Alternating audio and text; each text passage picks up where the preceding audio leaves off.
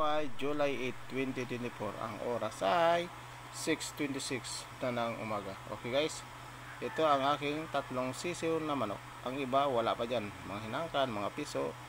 Yan, sila ay tumutok-tok sa kanilang lawg. Yan, kita nyo naman yan ha. Yan, yan sila oh, natuwang-tuwa silang tatlo. Magkakapatid dyan sila, magkakapatid dyan sila guys. Okay guys, pero parang may napansin ako guys, parang mayroong isang alien na manok ang gustong pumasok sa kanila, pero parang natakot yata. Yun.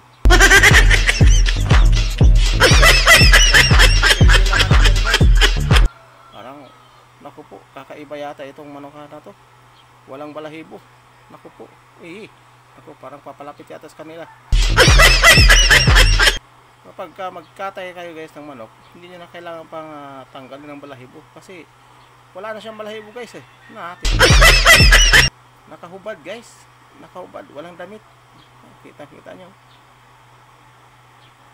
Di ba? Ibang klaseng manok na ito. Walang damit. Ang pako niya guys, tingnan mo naman oh. Ilang piraso lang yung pako niya. Naku po, kawawa naman. Tapos yung ibang mga kasama niya, oh ayan. Tatlo lang sila, magkakapatid. Wala pa yung iba. Natakot yung alien. Dapat nga itong tatlong manok dapat ang matakot, pero ang alien na ang natakot.